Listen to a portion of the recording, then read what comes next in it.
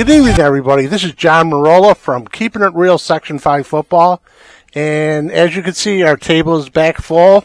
And before I get into our guest, I first have to say this is our second season.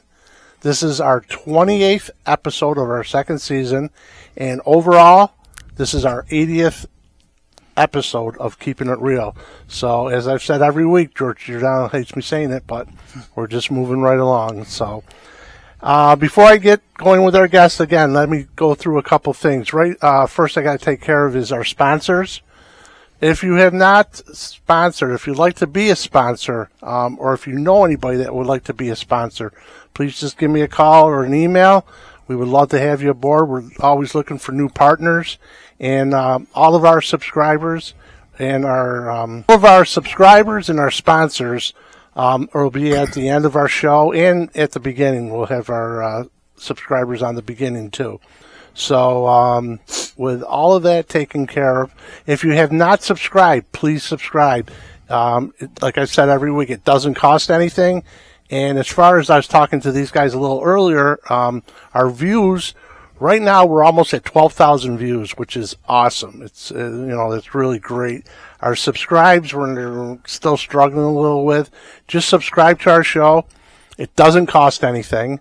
And if it comes on every Thursday night at 5 p.m., if you're not home by then or whatever you're busy, it'll still automatically come on. So when you come home, it'll be there waiting for you. So, anyways, with that all out of the way, we're ready to do our 80th episode. First, I have to introduce my partner on my far right, Section 5 Hall of Fame coach from East High School, Coach Paul Brigandi. Paul? Well, thank you, John, and we have a very, very special podcast today. We're going to start. I'm going to introduce the two gentlemen that we have right here at the table. First, we have the head coach of the New York State girls flag football champions from Webster Schroeder, Ian Insley. Welcome, Ian. Thank you. And he is assisted by his defensive coordinator, Chris Urban. And welcome, Chris, both of you to the podcast. Thank you. And I will tell you, we do have a very special guest that will be on later in the podcast that we will have. I'm going to start right away, and I'll start with you, Ian, and basically be the same question to Chris. Tell us a little bit about your background, where you grew up, how you got involved with, maybe some of the sport, some of the things you were involved with at the youth level, high school level, and to get to where you are today. And we'll continue. We'll start right there. Yeah. So I went to school at Greece Arcadia. I played football growing up a little bit, like pee-wee stuff, but nothing too crazy. I stopped playing, I think, in maybe 8th grade. But I played basketball for my whole entire life as a kid growing up until high school, and then played a little bit of baseball too. But I've always been kind of around sports. My family's always about sports. I've had a lot of uncles that have been coaches too, mainly basketball. But I went to college at Oswego, and then once I was there, I wanted to get into education a little bit, mainly to coach. My dad was my coach growing up, so it's something that I really wanted to do. And then I just had the opportunity this flag football kind of came up to me. Some of the girls at school were like, we really want a program here. And I was like, yeah, sure. Like, let's do it. And that's kind of how I got into it. Yeah, it was an interesting first year, but that's how we got into it. The girls kind of came to me and asked for me to start the program. Oh, great. And Chris, tell a little bit about your background growing up and where you're from. And Yep, I'm originally from Lancaster, proud Buffalonian, go Bills. Played, high school football like everyone else, and then decided I wanted to be an athletic trainer, so I went to Brockport to continue my education, and was fortunate enough to play some football there, and Coach Brigandi was my position coach, awesome coach, and so from there I became a teacher, and I ended up in Webster, and so I'm a coach in varsity football for 25 years now, and Spry Phys Ed for 27 years. And as far as the flag, I was working a basketball game one night, and I heard that the girl who actually started the program with Coach Insley was going to step aside due to having a baby, and I just happened to be there, and I'm like, geez, I'd be interested in that. And so I was kind of in the right spot at the right time, and here we are. That's pretty nice. Here you are. You won a state championship. Yeah. You guys have done very well. Tell us a little bit about some of your mentors, some of your role models growing up? I know, you said you played various sports, Yeah. and some of the guys you leaned on in this, to get to where you are right now. Yeah, so obviously, like, my dad was my coach, so that was part of it. And then my uncle, Jim Insley, he was a Section 5. He's won sectional multiple times. He was at Wellsville High School down south, and I talked to him a lot, like, when it comes to, the team stuff. But as a player, like, one coach, I played baseball, and I look back at Coach Chris Ruggieri, who was my baseball coach at Arcadia. He had so many, like, life lessons within it, and that was something, like, if he's able to make that impact on kids, like, that's exactly what I want to do. I played for Coach Klimek as well, so he's a legendary coach. Roger Klimek, yep. Yeah, I played for him too. So I played for some legendary coaches that have, they shape your mind a little bit, and to be able to have someone that does that is, the goal, I think, of getting and working with kids. So those are like the three people that I really look at and wanted to coach because of them. And Ian, Chris, how about yourself? Well, I'm 30 years older than Ian, so I got a lot more coaches that I've been around. But it's funny, I was thinking about this the other day, like, all the coaches I've learned from, good and bad. And then I can remember every one of the coaches that I've ever had, and I can't remember all the teachers I've ever had. Yeah. So, coaches, hopefully, like I said, you were my coach, you make a big impact on kids, and hopefully we do the same for kids. But, going back to high school, a guy named Mike Bottomley was a legendary coach in the Buffalo area, coached at St. Joe's for a long time. And Bernie Oslins was another great coach. His son became one of my best friends, and he was the head coach at Buff State up until a couple years ago. And then getting into college, yourself and Coach Nacella and guys I've coached with, Chris Battaglia, Tony Bianchi, Collie Watkins, Michael Stump, Bobby Bates, like, number of guys that I've been around that you take something from everyone. And like I said, whether it's good or bad, and not only about the knowledge of the game and stuff like that, but just how you treat kids. Like, I've been around coaches that don't treat kids very well, and it's frustrating, but it's also it's a learning experience. And I think, like, it's not like it was 30 years ago where every kid can be treated the same. And that's not a knock on the kids today. It's just that you got to be able to talk to kids different ways. Some kids might need a kick in the butt or get on them a little bit, and other kids don't. And you just, as a coach, I think you have to adapt yourself, because ultimately what you're trying to do is just build positive relationships with kids. And we all want to win. It is what it is, but, everyone's not going to win. But, the most rewarding thing is, like, 5 years later, 10 years later, you see a kid someplace and you're like, oh, thanks for being a great coach. I wish I would have listened to you more. I thank you for telling me what I should do, blah, blah, blah. And that's when the reward of coaching ultimately pays off. Winning is great, and the state championship was awesome. But, like, I'm just proud of the girls that we had, and they're all going to do great things in life. They're just the type of kids they are. So, well, that's great stuff. Great. And to piggyback kind of off of Chris, like, we have so many good coaches. I'm young, and I just finished my fourth year teaching. I coach basketball too, and this is my third year of, like, really coaching. And, like, learning from Chris and Mike Stump is, like, football wise, it's great. But we have other coaches, like, at our school that I talk to every day about, how they run their program and what their philosophy is. And, like, Megan Kyle's won multiple times at softball, and Kent Brown soccer.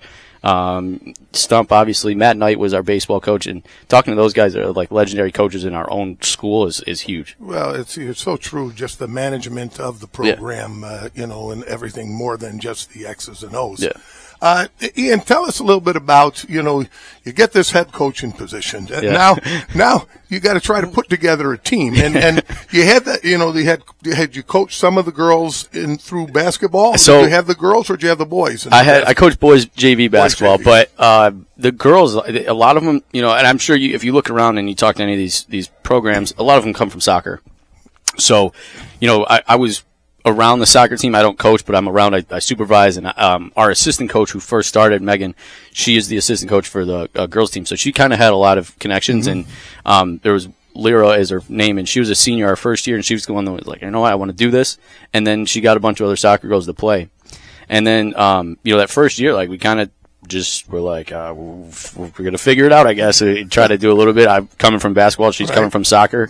And it has changed so much in those 3 years, just the makeup of the team. It was literally just soccer players. And, when you talk to our very special guest who is coming on, and like, it was so new, and so many girls were willing to give it a chance, but they didn't really know what it takes. It's a whole new sport. So, that's changed quite a bit. But for me, I was like, it was a whole new program. I was like I didn't really know what to do. I had to start and make all the, you have to, do all the funding and all that kind of stuff. And building the team was nice. The girls, I talk with them all the time during school. So for them, I could just be like, hey, you want to try it? And they came out and, they're all confident kids. To be able to try something new is, for a high school kid, it's pretty tough. Right. And, obviously you got an excellent assistant when yeah. you got Chris.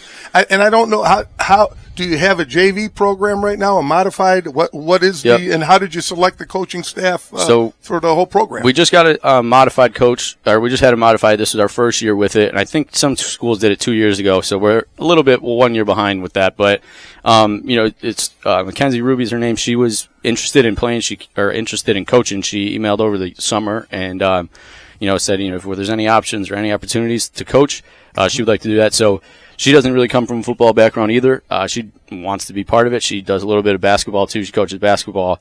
So we, to get some more kids interested through that. And then our assistant coach, Jerry, he coaches modified boys football. So trying to kind of bridge the gap and, have a little bit of a mindset of just kids in general. And then one has like a little football mind and then mesh those two together. And it seemed to work out for us a little bit. So hopefully our mod kids do the same. Very good. And Chris, tell us a little bit about your transition. Obviously, longtime boys high school head coach and assistant at the boys level. Had you coached girls before in any sport? And tell a little bit about the transition coming over from the boys to working with the girls. All right. Yeah, I did. I was a basketball program assistant at Schroeder for the girls' side in like 2012, 2013. And that lasted like 2 years. My mother-in-law got sick. That's a whole separate story. So I kind of had to step away from that. So I hadn't ever really coached girls since then. And to me, it was just an opportunity to do more football. Whether it was boys or girls, I just loved being around the game. And it was awesome. Like, the transition wasn't too different because, it's still football. Like, it's just you got to teach routes. Obviously, there's a lot less scheme from the aspect of there's no blockers and, no contact, and it's 7-on-7. So with the routes, linebacker drops, curl to flat, all that stuff's the same. Yeah. You know what I mean? And it's just getting the girls to understand it. And, trust their teammates was a big thing that we preached this year.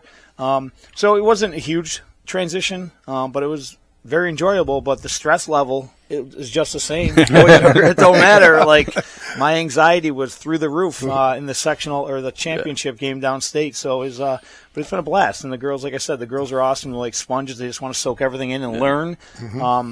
Because a lot of them don't know a lot of, basic things about football in the sense of, what cover 2 is versus cover 3 and stuff like that. So we're just trying to teach them, and now they all know. And, like, it's like having 7 coaches on the field, too, because they help out. Like, they know what's going on now. Exactly, and the terminology that you're going to use, that everybody's on the same page. Correct. With that. With one thing, what is, like, you guys were 16-1? Yeah.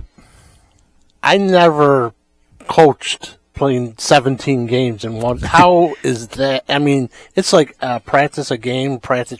I mean, it's so different than boys. Yep. Because you got to sit around, and if you lose that week, you got that whole week to stew about it. Yep. And then if you win, you're thinking, hey, we're pretty good or whatever, But with this, it's like you got to really give it the 24-hour or even a 12-hour treatment as far as wins and losses. Yeah. Because you play so much, and I love it. I think it's awesome. I agree, and I'll let Ian jump in a second. But like you said, the boys, you got a whole week to prep for people, and that was probably the most stressful night for Ian and I would say, is we went to Buffalo and beat Clarence on a Saturday, and then we were playing Sayville the following Saturday. So we had a whole week to watch film and kind of prepare and study them. We knew their calls and blah blah blah. And then then we beat Sayville, and then we're turning around playing Tappan Zee the next day, 24 hours. We know nothing about them. And so can't watch film. We all went to a restaurant after our game, and the service took forever. So by the time Ian and I finally got to sit down and think about who we were going to play and watch the Phillies, 11:30 at night. Yeah. So, but in terms of prepping and stuff, like, I like playing multiple games in a week because it's first of all, it's fun, and the girls, they rebound quick. Like our special guest Addie, like, this girl never comes off the field. Like, it's more taxing on the girls in terms of their legs and things like that. But it's fun playing that many games in a week, and a lot of teams, there's not a whole lot of different stuff to prepare for. It's not like you're gonna one week in boys you're looking at a 30 front, the next week you're looking at a 40. It's either gonna be man to man or you're gonna probably get cover 3. Yeah. So it's good that way, and unfortunately we ended up losing to Thomas. I think it was our third game of the year. Yeah, it was the third game, and then but after that, that kind of kicked us into gear. That was by far our worst game of the year, and take nothing away from Thomas. They played great.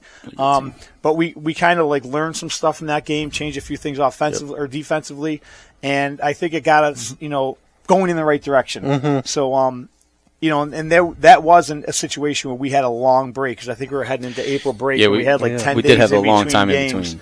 But we only played 17 games. We played 10 regular season games. Greece Olympia played 15 regular season games. Wow. So you can play as many as you want, but it just, but it's awesome. I'd rather play more games. Exactly. I think it's good for the girls. Like I said, most of them are basketball, volleyball, or soccer people, so they're used to playing a lot of games. Multiple games. Yeah, and even during the season, a lot of the girls that do play soccer, or they're having other sports going on at the same time. They go right from football to soccer, football to AAU, or football to volleyball, or they always have stuff going on.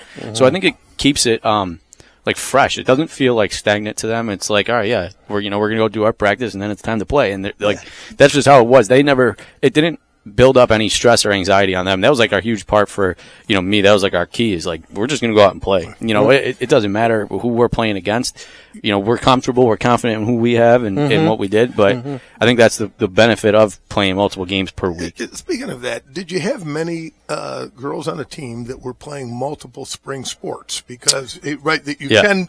I think my understanding is you have to declare what's your primary sport, what's your secondary sport. Did you have many girls that were playing either softball, running track, whatever in the lacrosse? Yeah, so we had a couple. We had I think two girls might have been doing track and football at the same time. Their main priority was football, But during the season, one of them was Addison. She's phenomenal. She's a sophomore. She'll be a junior next year, receiver. And she had a time where I think it was just a little much, and she understood that. And then once kind of track started dying down a little bit, she started rising up to the top and was huge towards the end. But like we said, you can talk to Addie. She was a dual sport at one time. Her first time she was doing track and football. And it's just tough at first. I mean, that's a lot, and they're probably doing other stuff. So to be able to do two things is really hard, but usually how it goes, for those girls, if we have, if we are maybe 2 practices in a row in a game and it's the first day and they got a track meet the next day, they'll go to our practice, they'll go through some drills, they'll run through our plays and our air raid stuff, and then they'll go out to the track practice. And even if they had soccer or anything that wasn't associated with school, a lot of times it is what it is.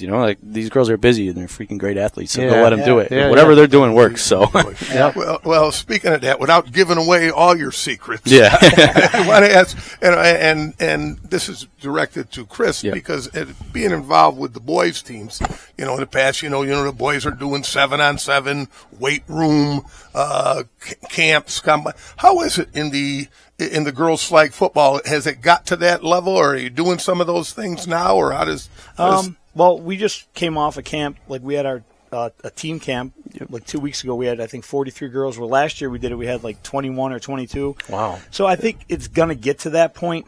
But like Ian was saying, some of these girls are doing different things, and it's hard to get people together in the off season, and we don't want to take them away from their other sports. I'm a big proponent of, playing as many sports as you can. I forget who I was watching, if it was Nick Saban or Urban Meyer, I don't know, but he went like this. He goes, you have a small window to play sports in your lifetime.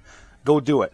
Our biggest problem was we really couldn't do anything on weekends because we had 22 girls on the roster that were played, and we had 5 that were hurt. But we try having a Saturday morning practice, and 12 of them are out of state playing soccer, and we're I'm playing cornerback and stuff like that.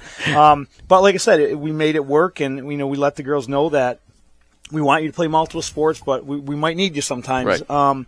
So they've been great about doing things like that, but the Bills have been great in promoting some 100%. Stuff at the field house, 7-on-7 tournaments, throughout, in the winter and things like that. But I think as time goes on, it will get to that point where you're going to see more and more 7-on-7 summer tournaments popping up.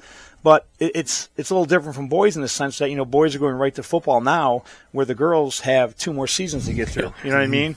But as time goes on, I think you're going to see girls that this is their primary sport and they want to do things in the off season, and it's just going to continue to grow. Yeah. Well, and I know the NFL has invested a lot into the flag football. I think it's going to be an Olympic sport, coming up. So there's a lot of interest, and it's really just taken off. I guess my next question to you guys is, how is it as far as, are colleges actively recruiting now? Are colleges now getting girls flag football teams? How is that as far as the recruiting and your your input with the college coaches? Yeah, they're we'll talk about it, but they're definitely reaching out around here, especially. I don't know how it is in different areas. I know actually in Ohio they just sanctioned that as an official high school sport too. So it will probably start to see it grow more in the Northeast, but around here, the Empire 8 is like kind of charging or ahead of the whole thing.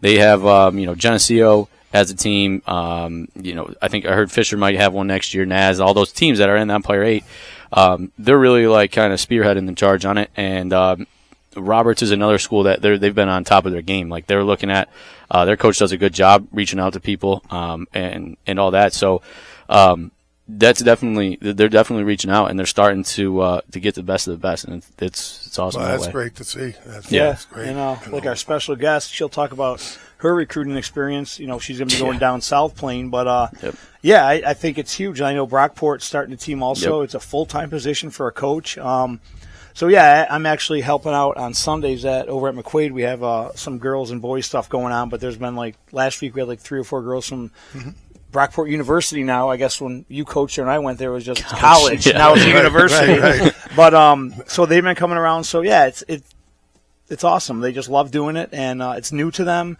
And I think, like you said, the Olympics within 5 years, it's going to be huge. I think most schools are going to have varsity, JV, and modified. Some of the smaller schools. I was talking to Anthony over at Aquinas, and he's a little hesitant because smaller school it might hurt some other sports. And that's a line they have to figure out. But big schools like Webster and Penfield and Pittsburgh, blah blah blah. There's multiple girls that are interested in.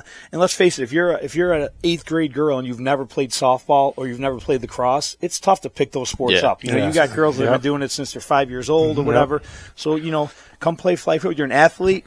We can help you out. Running routes and catching footballs and pulling flags, things like that. So I think if we were to look forward in 10 years, it'll be huge. I don't know how else to say it. It's going to be huge. Because it's already exploded. I think it was a couple of years ago. What was it, Johnny? We said maybe 7 or 8 teams, and I don't know how many teams. I think they started with 8. Yeah, I believe that's correct. And now I don't know what you're at now. 39 this past season. But what I see more now with the girls is I see JVs, I see modified, where, in the beginning you're just trying to establish that varsity, but now I'm seeing the younger ones, and it's just getting bigger and bigger. And you can't turn the TV on these days and see girls flag football being played, which is, it's awesome. Yep. You know what I'm saying? The thing that I'm a little worried about, that I've heard a little bit about as far as the boys that they're thinking about doing, this is just rumor right now. How about boys flag football in the spring? I'm sure a lot of high school football coaches would enjoy that. Yeah. But what would it do to the track team? So track would definitely, and I think lacrosse would be a big one too. But the girls are put in that same spot where the girls that play multiple. Yeah, I think at the end of it, people are gonna pick whatever sport they like the most, right? Yes. So, and if you're giving them an opportunity to play football even more, so many kids are gonna jump on it. Yeah. And I talk with. It's actually funny, Mike Stump. We talk all the time, and he's like, "I hope this gets to the boy stuff because." It's fun, man. You just go out there and you throw the ball and you throw the ball around. You can work on your stuff. And I don't, again, I don't coach boys football. But imagine the what you can do in that spring to get you ready for the fall. Right. 7-on-7. Yeah, right. Right. It's 7-on-7, but it's official for real. Right. Exactly. Right. So it's on those lines, and again in boys football, you have clinics. You have you sometimes go to universities, staffs go work together on things. Has it got to that level yet? Is there coaching clinics for flag football? Do you have those? We did.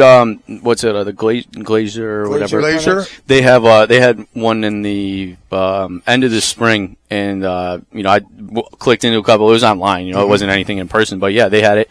And I think you remember in the beginning of the season, you said something about the. I was down at the New York State Coaching Clinic. I went with a couple guys from McQuaid, and after Fran Brown had spoken, I believe it was on Thursday night, there was going to be someone coming up talking about flag football. And I think, as next year they plan it, I'm sure they're going to maybe ask Ian to come talk, because they usually head coach of the state championship team. They usually tend to ask the successful people to come talk. So I think it'll be treated the same. And going back to what you're talking about, the boys, we had a little flag camp at McQuaid 2 weeks ago, and it was younger kids, and I was telling them, trying to teach them how to bend their knees and get down to pull the flag. And so I'm talking to Bobby. He's like, man, this is great. He goes, we should.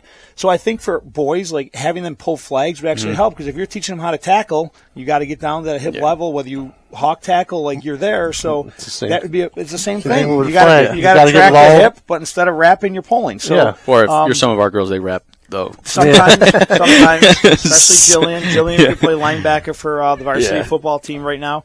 But I think it would be awesome, and it would hurt other sports. But once again, you're just giving kids opportunities. It is what it is. No, that's great. More kids involved with athletics, the better. Right. Absolutely. With that, for right now, what we're going to do is I am going to exit, and we're going to bring our special guest on and talk to her a little bit about her season and what that was all about, and her future, and what that's all about.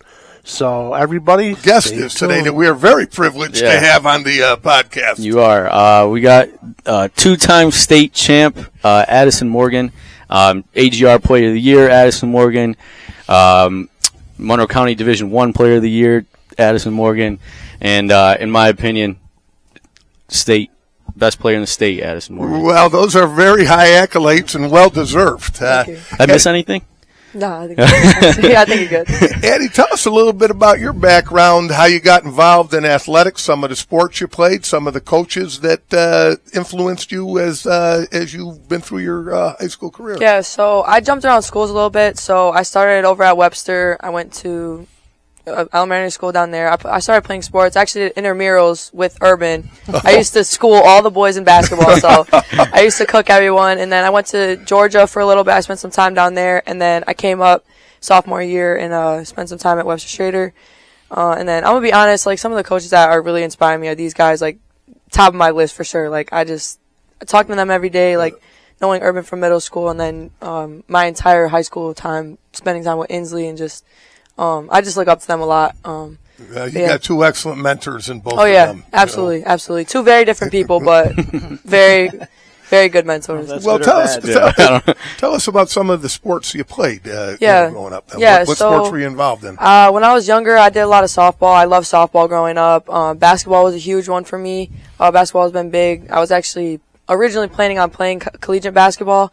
So those two sports were really my main sports. I did track a little bit sophomore year, and then flag football was kind of a last-minute decision. How did you make that decision? Yes, this is a good recruiting. Go ahead, Addie. On the media day, all the flag girls, I told Lindsay, I'm not doing flag. I don't want to do it, because I had AAU and track going on. So I was like, no way I can throw a third sport in. And I just saw how cool they looked in the jerseys, and I was like, I was like, shoot, I have to play. So Insley pretty much threw a jersey at me and was like, nah, you're coming on the team. I had an extra jersey with me because I knew that she would switch up. So I had one, and we were taking our team picture. I threw her the jersey, and she was like, all right. I said, when you're done with the picture, go tell your mom you're playing football too. So wow. Yeah, she was not happy when I got in the car, by the way. She was like, How do you juggle that, playing all those sports, and you have your academics, and pretty much every day you're having either a meet or a game, and then, having your own classwork that you have to get done by the morning. So thankfully that year of track, I was not the best compared to the team that we had. We had some of the best girls in Section 5 on our track team. So I wasn't someone they relied on for track. I was kind of just there for the vibes. So my schedule was pretty much an hour of flag football practice. I'd leave, go to an hour of track, And then I drive out to Roberts Wesleyan for AAU practice, and that was from 6 to 8. So pretty much every day, track, football, AAU. You were a busy young lady. Yeah, that was something else. And then you stayed up and studied probably till midnight. Most Yeah, no, nights. that didn't. That didn't happen.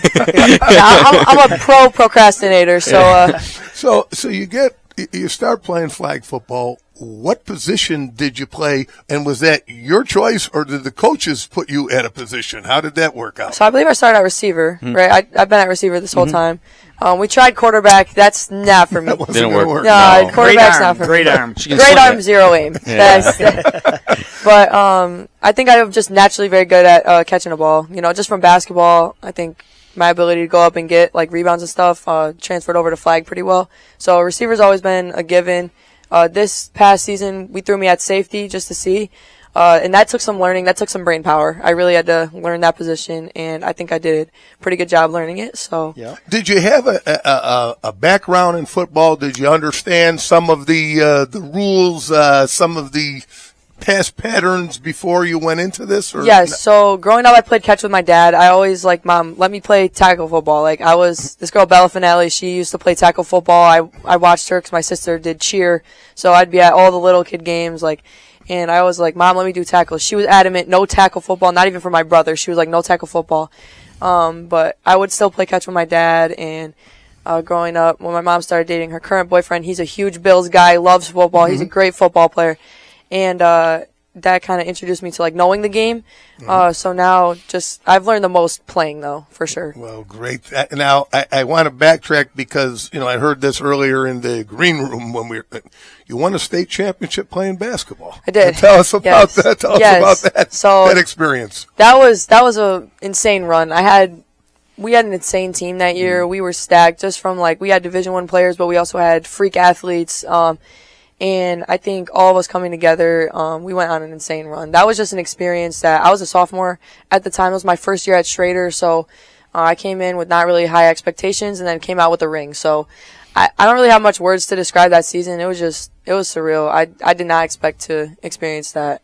But it was a great experience for sure. Well, let's talk about this past season. Some of the highs and lows. Obviously, you had the hugest high at the end, winning the state championship. But talk a little bit about the season. When did you think, we got something pretty good here, that we can, we're as good as anybody, and we can take this thing? So, I'm probably one of the most confident people you're gonna meet. So from the jump, I was like, yeah, we're winning it all. I have a video of Urban saying, Urban, what are we going to go do this year? And he goes, we're going to go get the chip. So, me and Urban are, between the two of us, we're fairly confident. We knew that we could do it if we put our minds to it. And I think what was different this year is we had a group of girls that was, very adamant about learning and not only learning it, but, actively putting it into the game. So I feel like we always knew that we could do it. It was just each game we realized we were better and better. Literally every single game we were like, okay, it's getting closer and closer. We can do it. Coach, did you feel that way too throughout the season? Yeah. Or when did you realize that, we're onto something? Yeah. I think, we had a really good team the year prior and we lost, we kind of got upset. Spencerport beat us in the quarterfinals and, we were a higher seed and I think for a lot of those girls, it was we don't want that to happen again. And we came into it a little bit different. This was now the second year with Urban with us too, so it was a big all right, this is legit. And we some of those the people that were playing and the girls that were trying out were there to play flag football, and that's something that kind of has changed too. Is these girls are here to play, and they want to be on this team. They want to be known as flag football players. So we had the right group of girls. I think we had the right number of girls, which was kind of an issue starting too.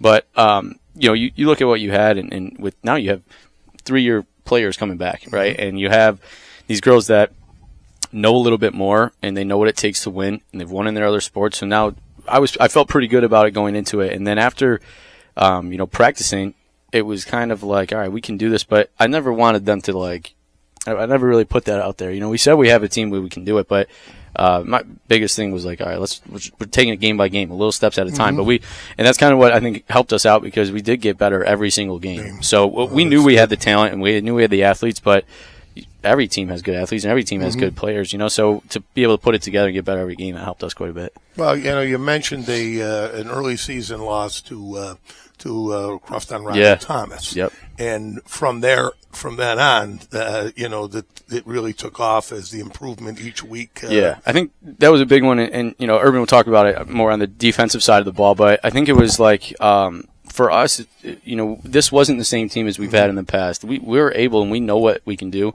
and we can make adjustments, like little tiny adjustments that we saw that we might have been okay, whatever. Last year, that was part of it, but looking at it this year, like if we change those small little things, we're going to get to that spot. And offensively, it was just keep things simple. Like we were trying to do a little too much. It was a close game. We were moving the ball in the second half, and then we tried to get a little fancy and ended the game in an interception. But defensively, like Herbs, you go ahead and talk about like this. We just the adjustments, I guess, from.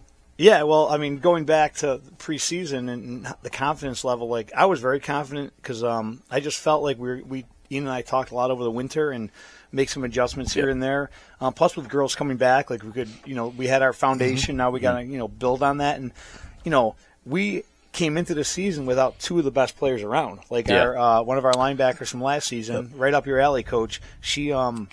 She was awesome. She tore her ACL playing soccer in the fall. And then I like to say our James Cook, basically, Gia Catalano, she could play D-line, receiver, running back, probably one of the best athletes around. Yep. She tore her ACL 2 weeks before our first practice.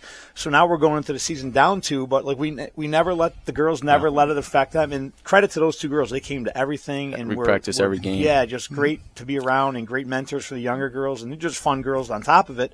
But we just wanted to keep building on what we did, and like I'm a big proponent of playing cover 3. Like I don't want to get beat deep. Like if a team's gonna score, make them work for it. And some teams believe in playing cover 0, and we didn't. So we just kept building on what we had, and then you have great athletes. Like a lot of times, let's say it's not the X's and O's, it's the Jimmys and the Joes. I like to say it's the Addies and the Emmas and the Jillians, because people ask me like what's the difference between boys and girls. I'm like, there's some girls that could play boys, now not physically, but in terms of athleticism, in terms of their skill set, their knowledge, like. Addie could play safety in high school football. I have no doubt about it. You know what I mean? Yeah. We could have used her last year at McQuaid. Emma, same thing. Emma, quarterback. She makes all the right decisions. Like she always she's making the right decision. She knows how to read the defense, and like I don't think every high school quarterback can do that. Well, no. Eddie, I want to ask you this, and probably starting from the sectional championship game. Would you play Greece Arcadia? Arcadia. So from then on, talk about winning the sectionals and then that state run.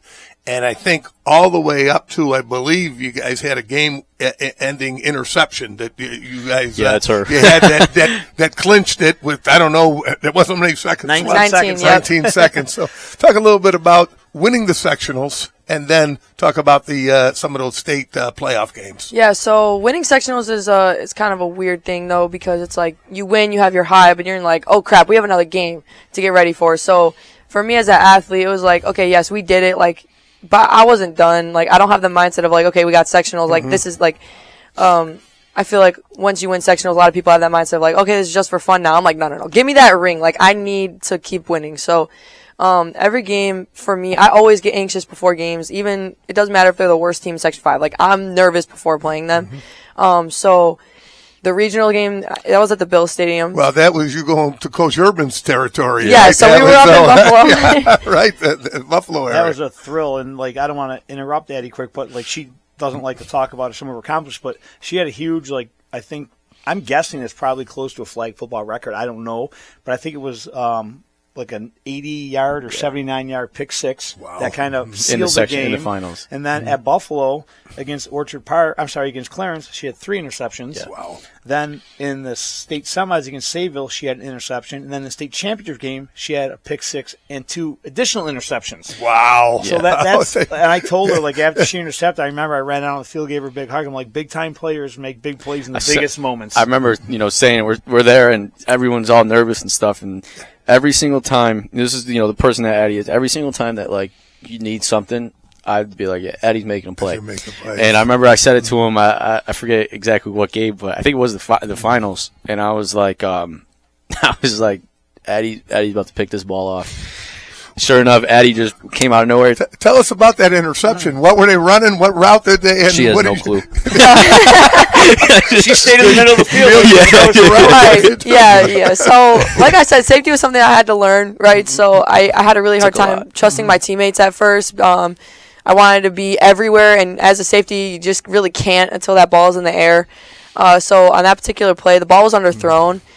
So to me, I think my basketball mindset kicked in a little bit. It's like, okay, that's a picked pass. Like that's light work. So it was underthrown. No one was there.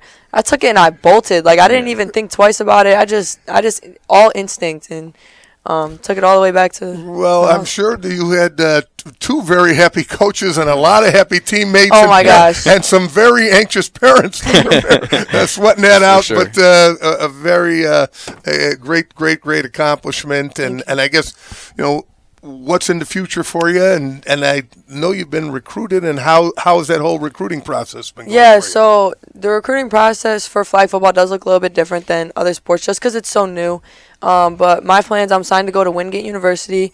It's about an hour south of Charlotte, so it's down in North Carolina. And that was actually a connection that Coach Mike Stump had.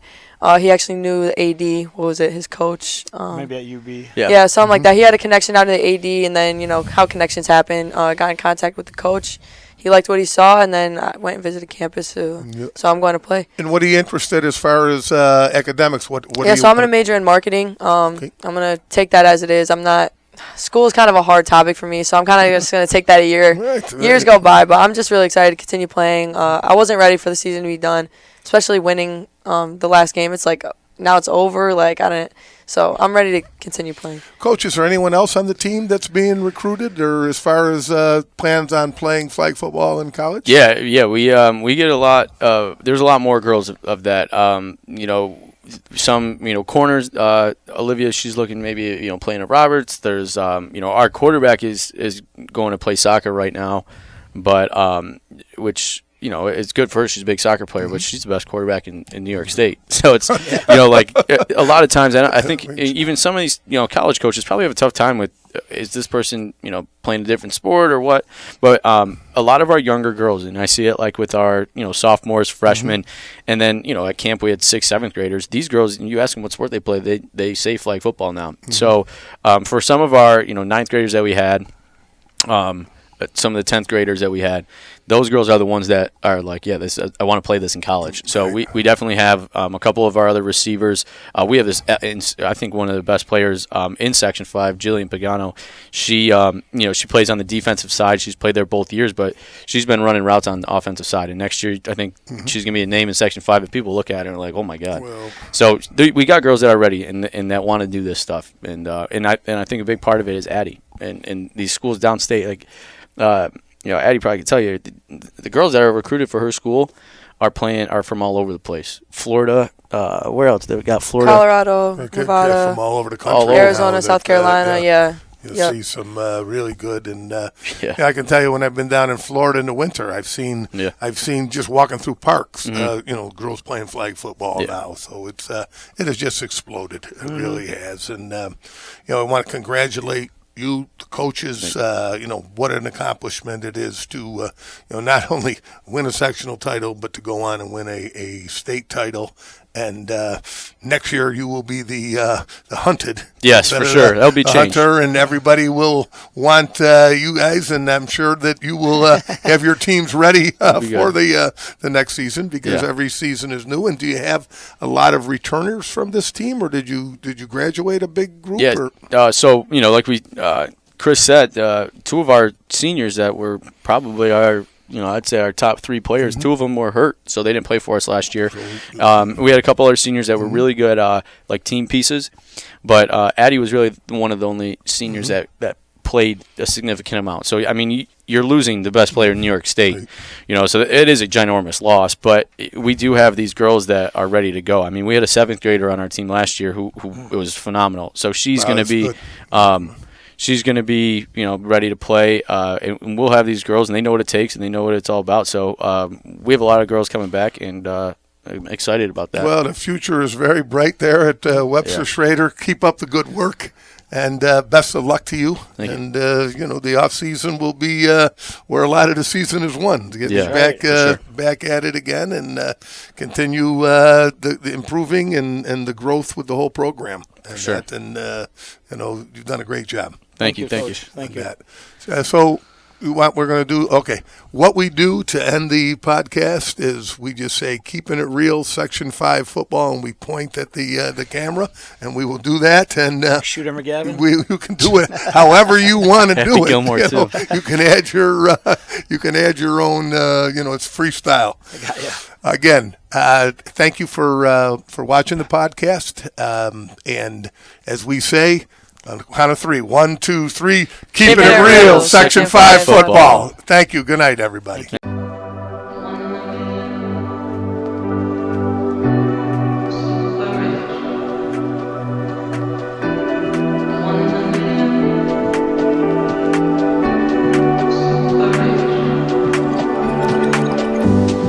One in a million, super rich. Got so much dough, I don't know what to do with it. Suddenly, a part of me just wants to go back to how it used to be.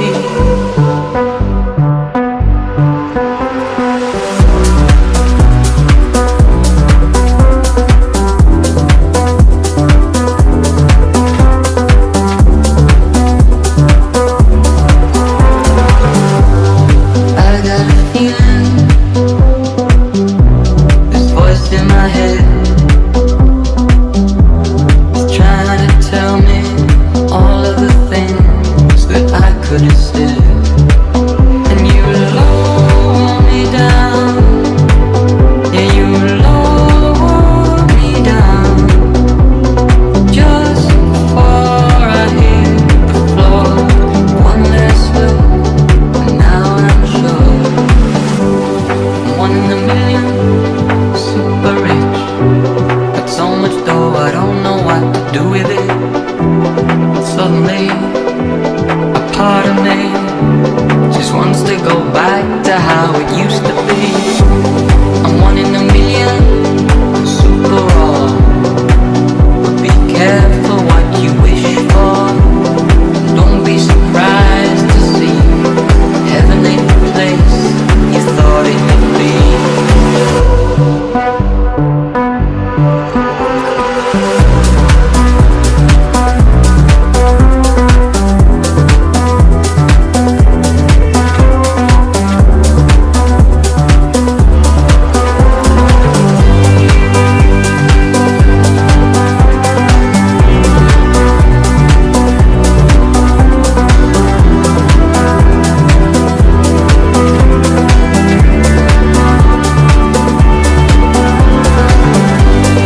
One in a million, super rich. Got so much dough, I don't know what to do with it. Suddenly, a part of me just wants to go back to how it used to be. One in a million, super rich. One in a million,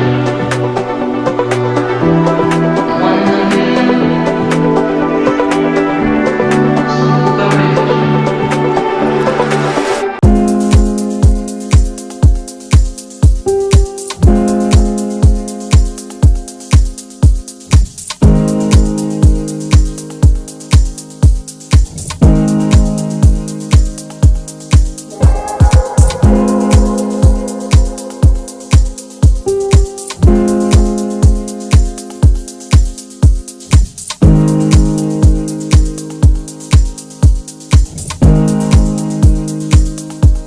Yeah.